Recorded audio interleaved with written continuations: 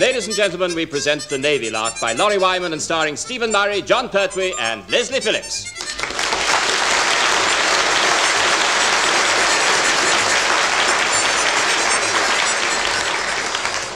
I've no idea who it was who wrote Absence Makes the Heart Grow Fonder, but it certainly wasn't Captain Povey about the crew of HMS Troutbridge. For some months now, with Troutbridge at sea and well away from Portsmouth dockyard, life in Captain Povey's office has gone smoothly. What is going to happen to him in his office today is another matter. Come in, come in. Ah, it's you, Ranchasen. Well, what is it? And be quick about it, because I'm a very busy man. So I see, sir. And if you'll take my advice, you won't bother to water those potted plants any longer, because they died 3 weeks ago. Don't be ridiculous, Ranchasen. They can't have died. My dear wife Ramona gave them to me to look after while she's away visiting her dear mother. Have you tried giving them the kiss of life, sir? Kiss of life? Ranchasen, what do you think would happen to my authority if someone happened to be passing and glanced up at my office window and saw me being, well, amorous with a busy Lizzie? Well, they'd probably just think you joined the flower people, sir. Ranchasen, that is quite enough. Now, what did you want? Well, I thought you'd like to know that Ernie has finally turned up. Ernie from the dockyard? Yes, sir. Would you like to sit down, sir? Don't be ridiculous, Ranchasen. No, just a minute. What's the date? Where's the calendar? No, it can't be yet. I marked it in black. They can't be back yet, surely. My blood pressure's only just got back to normal again. If you are referring to HMS Troutbridge completing her commission and being due back, sir... Well? Hard luck they are. Come in, Ernie. Captain Povey will see you now. Why me? That's what I want to know, Captain. Why me? Now, just a Why pick on my gang twice in a row, eh? Yeah, I'm quite sure. I mean, my mate Sid nearly went Bismarck when I told him we got Troutbridge again. Sid does main services, you see. Main services? Oh, you mean Sid connects ships up with the shore power, telephones and so on when they're in harbour? Of course. Yeah, but... Well, Sid's not connected up Troutbridge again. No, not after what they done to Sid last time. Not even if he's paid workman's consternation for a year. Ernie, what did they do last time? What did they do? They sent Sid all a-glowing 8 foot into the air. That's what they did to Sid. 8 foot up he went. Oh, dear. Sid'll strike. I'm warning you, Captain. We'll both strike. Nonsense. Well, then, can we have danger money? No. If anybody's entitled to danger money, it's me. But Sid only has to deal with that Shah on Troutbridge for a day. I get them all the year round. Now then, what time is she due to dock?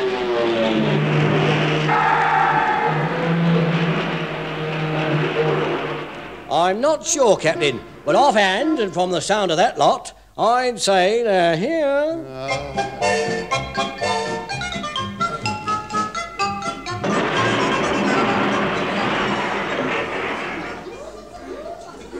Mr. Phillips, I don't want to sound like a backseat driver, but... No, not now, sir, please. I do wish you chaps to stop interrupting a chap when a chap's right in the middle of it.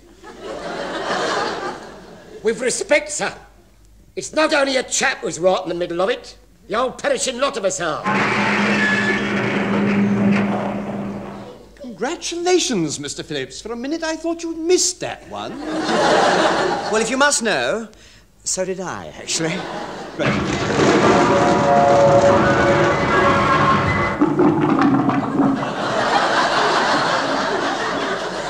stupid great navy blue nana!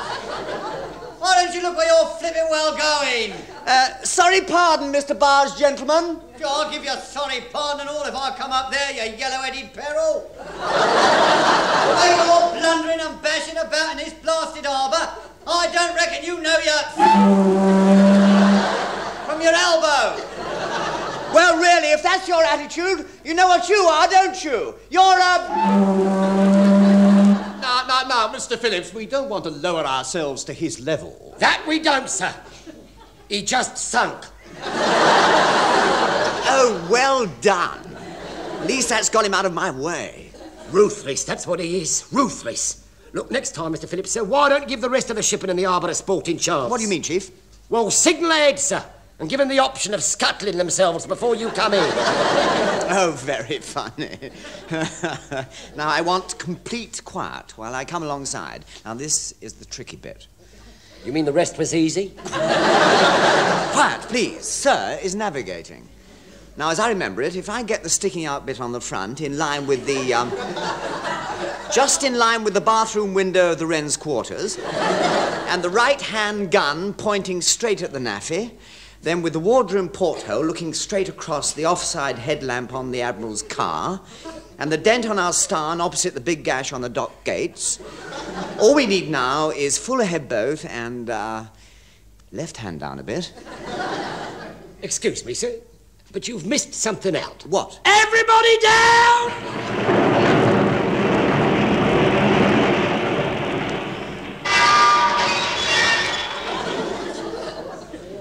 Lummy, that was close. Very.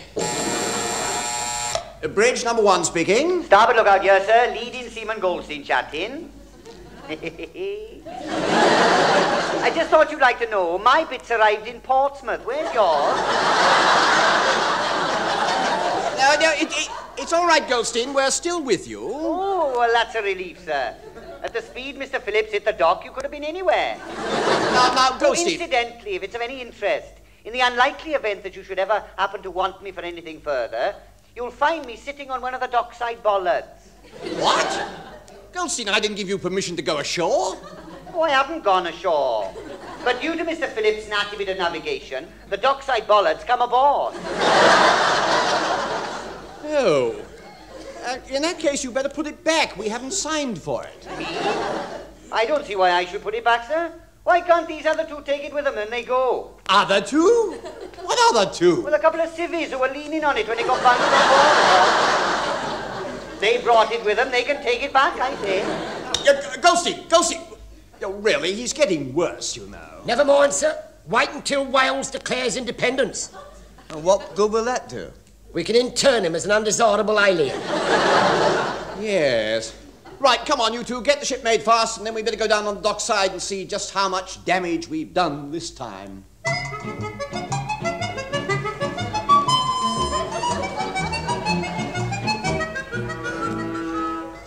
Well, Chief, how bad is the damage? I would remind you, officer and gents both, that damage to naval vessels comes in 3 sizes. A, B, and C. Go on. Well, damage type A is slap a coat of grey emulsion on it and nobody will notice. Damage type B is quick the Admiral's come in, everybody stand in front of the Earl until he's passed. And what is damage type C? Get your best uniform pressed and your shoes polished to court-martial is at 10:30 in the forenoon. Yeah, quite. And which type of damage is Mr. Phillips qualified for this time, Chief? Yes. Am I A, B, or C? Well, that's hard to say, sir. Offhand, I reckon you're somewhere between H and J. Cool.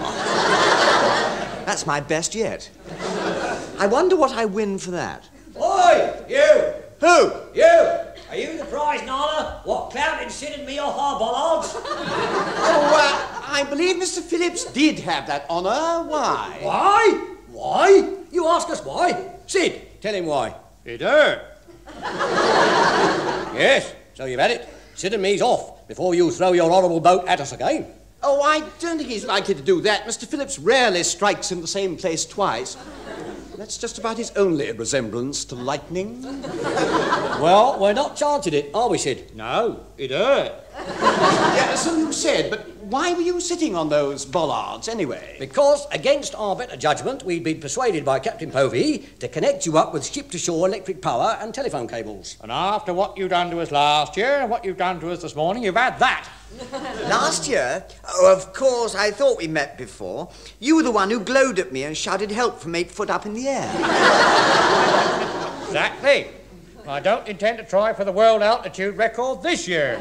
Ah! Chicken! Yeah, you stay out of this, Chief. You're not helping. No, and neither are Sid and me. We're on strike as far as your boat is concerned. She's a ship, actually. Oh, well, if we're going to get pedantic, mate, she's a wreck.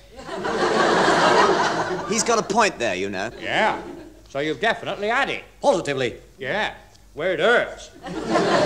Good morning. Good morning. No, wait, come back. This is ridiculous. You must connect us up. Please! Here, if you like, and we'll have Mr. Phillips bound and gagged until you finish. No thanks. It still wouldn't be safe. He can create a disaster by telepathy.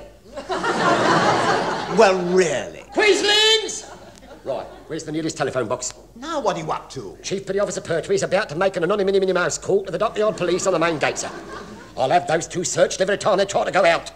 One government spanner in the hip pocket of their boiler suits and they'll be inside for 10 years. Never mind. The question is, what do we do now? Well, Mr. Bates, our electrical officer, is just coming down the gangway, sir. Perhaps he could help. I should think that's highly unlikely, but we can always try. Mr. Bates!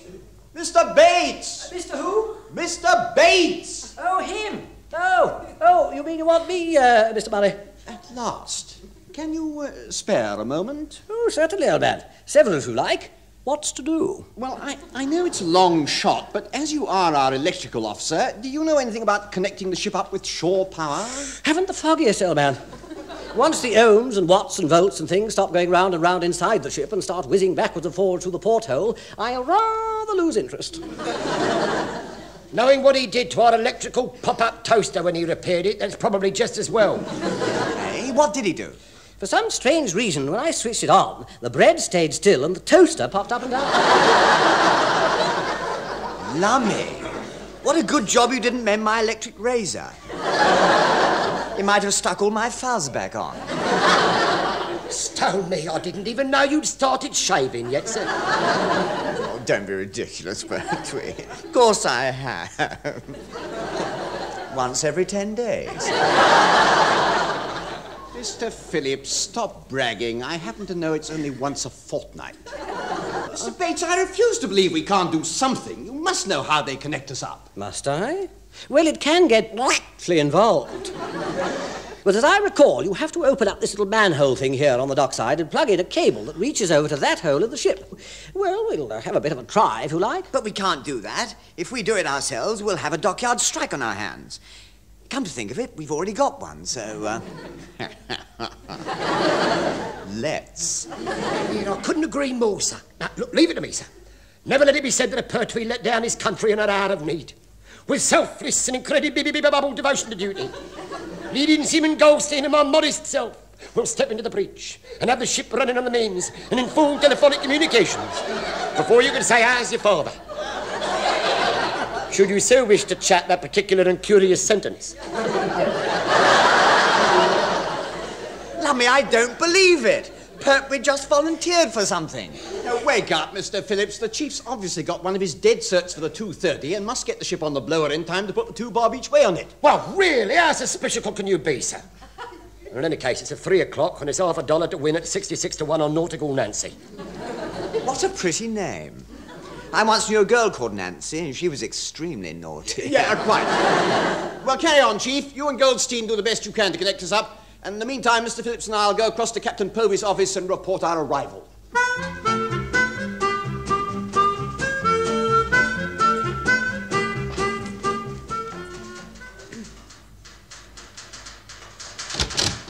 Morning, Heather. Hello, Heather. We're back. I know, I heard the bang. Oh, did Captain Povey hear it as well? Mr. Phillips, this time they probably heard it in Chatham. If you'd clouded the dockside much harder, you'd have probably shifted the whole of England up 4 or 5 inches. Well, he shifted 2 dockyard workers up 4 or 5 feet. Captain Povey's heard about that, too. I had a feeling he might have done. 5 times, actually. First from Ernie, then from Sid, then from the Union, then from the superintendent of the dockyard, and finally from the Admiral. Lummy, jackpot. Yes, Captain Povey? Get onto the main stores at once. See if they've got any weed killer, and tell them to get it round here at once. Those fools from Troutbridge are due here shortly. They're here now, as a matter of fact, sir. Oh, are they? Oh, yeah. Send them in at once, and let me know the moment that weed killer arrives. I'm going to settle this nonsense once and for all. It's kill or cure this time. Aye, aye, sir. Kill or cure? Did you hear that, sir? Oh, Thunderguts has gone round the proverbial. He's going to murder us before we get a chance to salute. This way, gentlemen. Oh, come in. I haven't got all day. Thank you very much, sir. It doesn't sound as though we have either. Can I stand over here, sir? I don't want anything to drink or anything to eat, sir. I demand to know the antidote. Has he gone completely potty? No more than usual, sir. He's a bit concerned about your weed killer. Oh, don't talk to me about that. If my dear wife Ramona comes back and finds out what I've been up to, I'll never hear the end of it. Then could we hear the beginning of it, sir? Will you please stop interrupting? What is this serious matter that's worrying you, sir? It's absolute ruin, number one. I think my dear wife Ramona might suspect what I've been doing with Lizzie.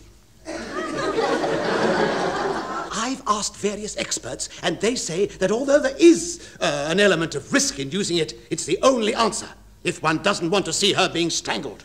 I don't think I feel very well. Yes?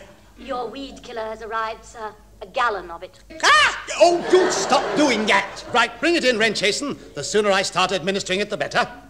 Now then, you two, get back to your ship, if there's any of her left, and make out a written report. I'll attend to it once I've dealt with my Lizzie. If there's any of her left. Exactly. I may not be too late. Ramona can't know about her yet, but I must act quickly before she gets back. Now get going, the pair of you, and I want that report on my desk first thing tomorrow. Where shall we forward it to, sir, if you're not here? Wormwood Scrubs? Out, Mr. Phillips, out! Murderer! Murderer!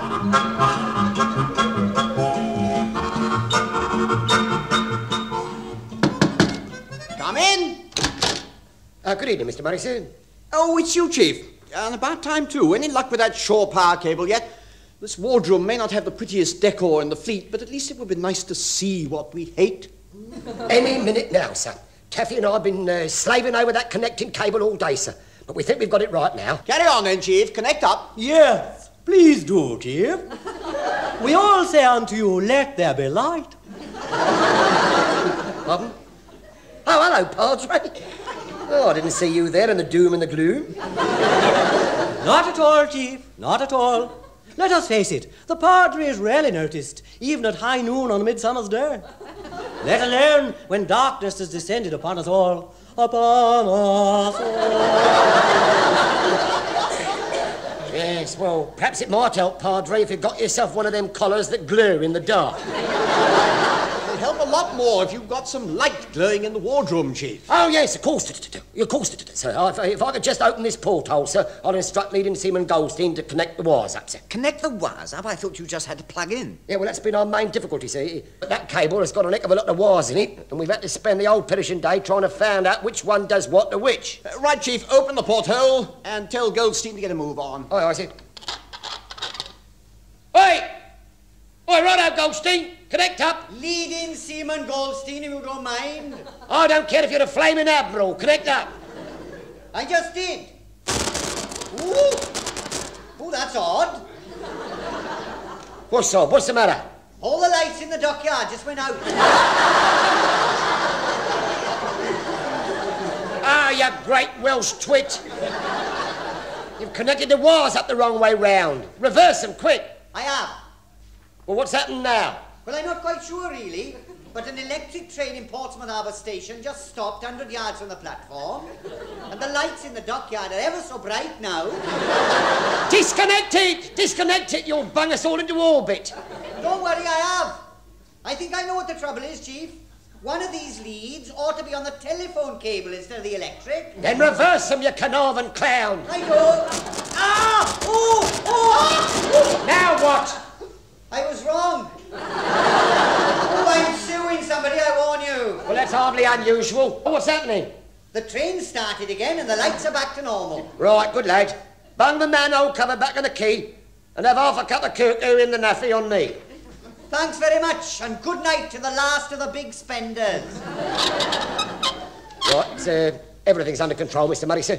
Perhaps you would be good enough to turn on the electric lights. Oh, very well.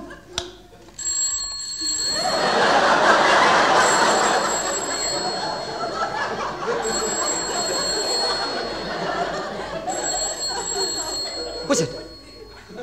No light yet, Chief. No, but the phone's ringing. Don't worry. I'll answer it. Hello? Hello? Hey, Sod. The lights have come on. Who is it on the phone, Mr. Phillips? A pop group and some chap who reckons it's a chart topper if you ever heard one, sir. Hey? Stone me, they must be wired up to the radio. You put the phone down again, sir.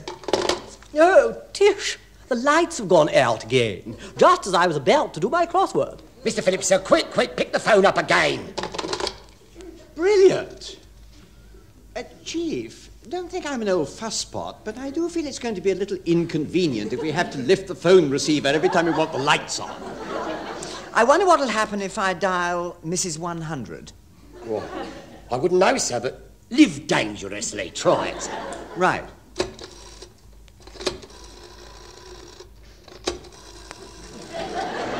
Gosh, what fun! We've got something on the telly.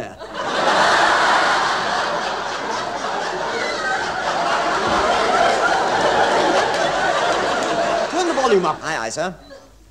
Of course, I realise there's nobody in the main stores at this time of night, but you'll just have to break in and check the books. I'll accept the responsibility. Crumbling crow's nest. That's old Thunderguts' cake-hole chatting.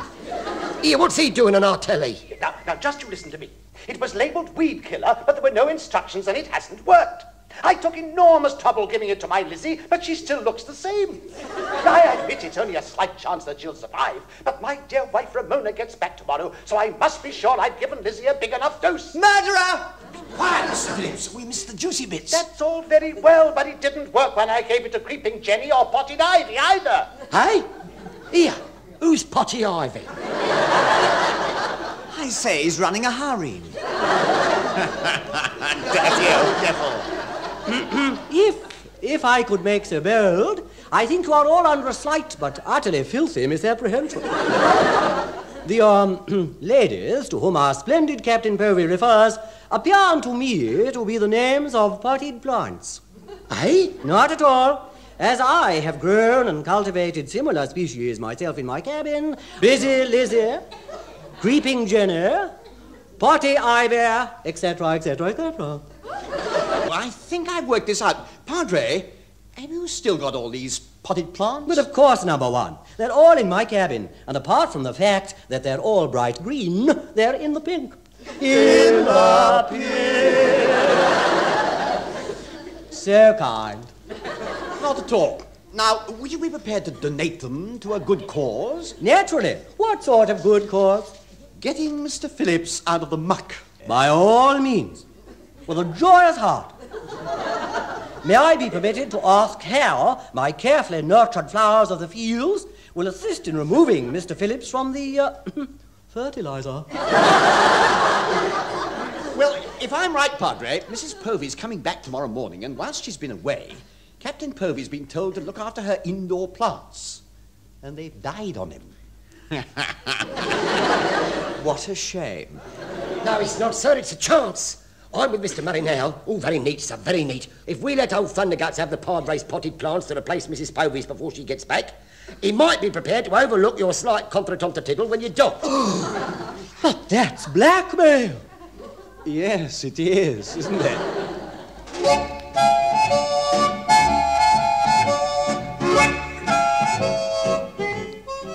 You're seriously suggesting that... But that's blackmail. Yes, it is, isn't it? I won't do it. I absolutely refuse. If you thought for one moment that I would swap a few potted plants in exchange for using my official position to overlook the damage to your ship and the dock, you must be out of your mind. I shall merely go out into the town and buy some fresh plants before Ramona arrives this afternoon. Well... Mrs. Povey is here, sir. What? But she can't be. It's too early. Yes, he hasn't done the shopping yet. Hello, Ramona, my love. How nice to see you. Never mind the small talk, Henry. Where are my potted plants? I'll say how do you do to you later. First things first. Where are my plants? Oh, Henry, you're looking shifty. If you've neglected them, you'll forfeit your Sunday afternoon crumpet for a year.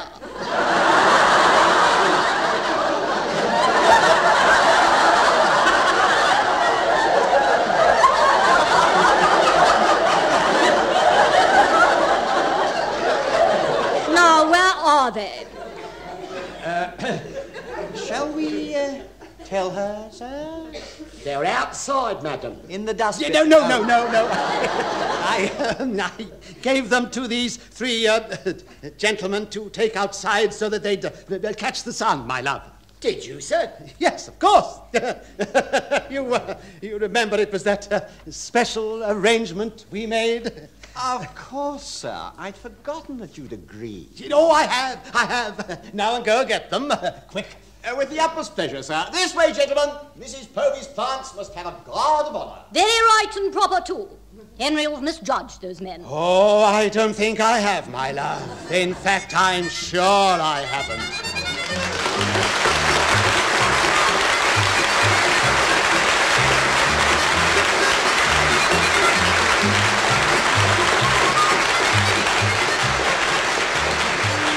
Stephen Murray, John Pertwee and Leslie Phillips have been lighting up the Navy Lark, back for a new series of programmes written by Laurie Wyman.